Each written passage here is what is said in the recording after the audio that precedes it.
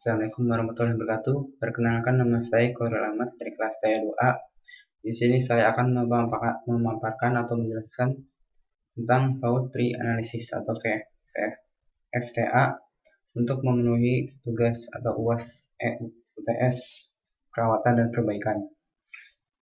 Next, ada daftar isi, yaitu yang pertama ada pengertian, kedua prosedur pembuatan, yang ketiga langkah analisis, yang keempat ada simbol gerbang, yang kelima ada kelebihan dan kekurangan, yang enam ada kesimpulan. Selanjutnya ada pengertian, yaitu pertama menurut Prianta, FTA merupakan suatu teknik yang digunakan untuk mengidentifikasi risiko yang berperan terhadap terjadinya kegagalan. Metode ini dilakukan dengan pendekatan yang bersifat top-down, yang diawali dengan asumsi kegagalan atau kerugian dari kejadian puncak atau top event. Kemudian merinci sebab-sebab suatu top event sampai pada suatu kegagalan dasar atau root cause. Yang kedua ada menurut Foster, yang memukakan FTA merupakan suatu model grafis yang menyangkut berbagai paralel dan kombinasi percontohan kesalahan-kesalahan yang akan mengakibatkan kejadian dari peristiwa tidak diinginkan yang sudah diketahui sebelumnya, atau juga dapat diartikan sebagai gambaran hubungan timbal balik yang logis dari peristiwa-peristiwa dasar yang mendorong terjadinya peristiwa utama yang tidak diinginkan.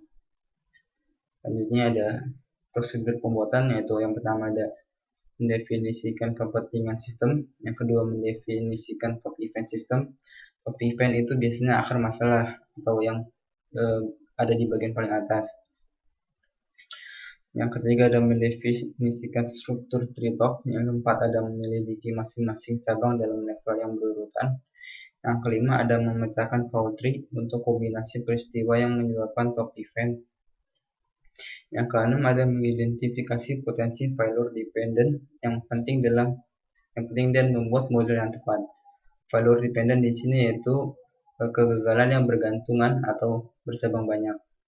Yang ketujuh melakukan analisis kuantitatif menggunakan data statistik lampau untuk mengevaluasi atau memperkirakan kinerja sistem di masa depan. Analisis kuantitatif ini analisis yang berdasarkan probabilitas. Yang ke-8 ada menggunakan hasil dalam pembuatan keputusan. Next, langkah-langkah analisis FTA. Yang pertama ada mengidentifikasi kejadian atau peristiwa terpenting dalam sistem atau top level event. Langkah pertama dalam FTA ini merupakan langkah penting karena akan mempengaruhi hasil analisis sistem. Pada tahap ini dibutuhkan pemahaman tentang sistem dan pengetahuan tentang jenis-jenis kerusakan atau industrial event. Untuk mengidentifikasi akar permasalahan sistem, pemahaman tentang sistem dilakukan dengan mempelajari semua informasi tentang sistem dan ruang lingkupnya. Yang kedua, ada membuat pohon kesalahan. Setelah permasalahan terpenting teridentifikasi, langkah berikutnya adalah menyusun urutan sebab akibat pohon kesalahan. Pada tahap ini, cause and effect diagram Ishikawa diagram dapat digunakan untuk menganalisis kesalahan dan mengeksplorasi keberadaan kerusakan-kerusakan yang tersembunyi. Pembuatan pohon kesalahan dilakukan dengan menggunakan simbol-simbol boolean. Standarisasi simbol-simbol tersebut diperlukan untuk komunikasi dan konsistenan pohon kesalahan. Ishikawa diagram yaitu kayak penemunya cause and effect diagram. Next, yang ketiga ada menganalisis pohon kesalahan. Analisis pohon kesalahan diperlukan untuk memperoleh informasi yang jelas dari suatu sistem dan perbaikan apa yang harus dilakukan pada sistem. Selanjutnya, tahap-tahap analisis pohon kesalahan dapat dibedakan yaitu menjadi 3. Yang pertama ada menyederhanakan pohon kesalahan. Tahap pertama analisis pohon kesalahan adalah menyederhanakan pohon kesalahan dengan menghilangkan cabang-cabang yang memiliki kemiripan karakteristik. Tujuan penyederhanaan ini adalah untuk mempermudah dalam melakukan analisis sistem lebih lanjut. Yang B ada menentukan peluang munculnya kejadian atau peristiwa terpenting dalam sistem atau top level event. Setelah pohon kesalahan disederhanakan, tahap berikutnya adalah menentukan peluang kejadian paling penting dalam sistem. Pada langkah ini, peluang semua input dan logika hubungan digunakan sebagai pertimbangan penentuan peluang. Yang C. Mereview hasil analisis. Review hasil analisis dilakukan untuk mengetahui kemungkinan perbaikan yang dapat dilakukan pada sistem. Selanjutnya ada simbol gerbang. Yang pertama ada simbol get. Simbol get digunakan untuk menunjukkan hubungan antar kejadian dalam sistem. Setiap kejadian dalam sistem dapat secara pribadi atau bersama-sama menyebabkan kejadian lain muncul. Adapun simbol-simbol hubungan yang digunakan dalam FTA dapat dilihat pada tabel di bawah ini. Yang pertama ada AND gate, yaitu output event terjadi jika semua input event terjadi secara bersamaan. Yang kedua ada OR gate, yang mana output event terjadi jika paling tidak satu input event terjadi. Yang ketiga ada K-out of AND gate, yang mana output event terjadi jika paling sedikit K-output dari input event terjadi.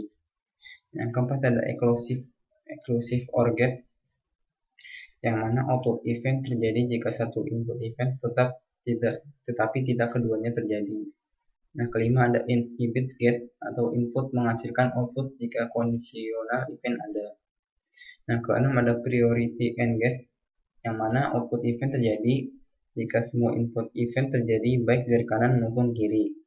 Yang ketujuh ada NOT gate, output event terjadi jika input event tidak terjadi. Next ada simbol-simbol kejadian atau event. Simbol kejadian digunakan untuk menunjukkan sifat dari setiap kejadian dalam sistem. Simbol-simbol kejadian ini akan lebih memudahkan kita dalam mengidentifikasi kejadian yang terjadi. Adapun simbol-simbol kejadian yang digunakan dalam FTA yaitu pertama ada elips. Gambar elips menunjukkan kejadian pada level paling atas atau top level event dalam pohon kesalahan.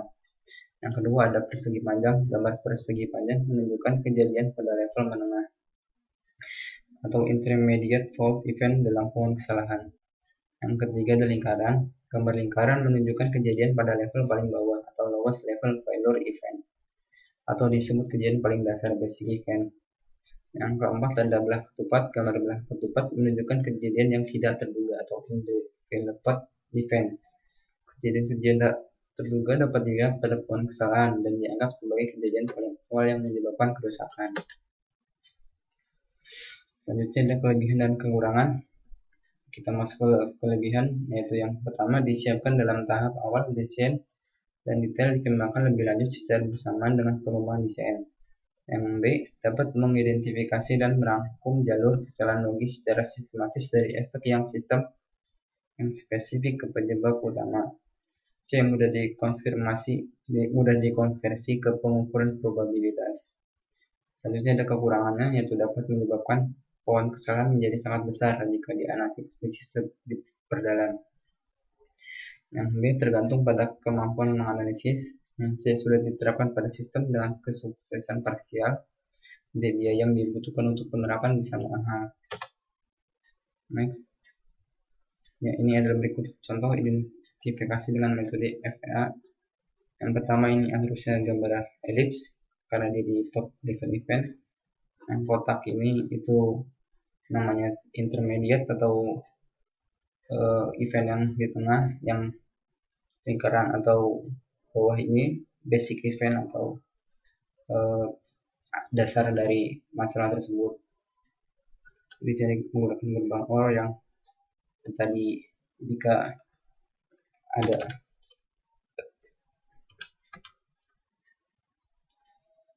OR yaitu jika paling tidak satu input event terjadi.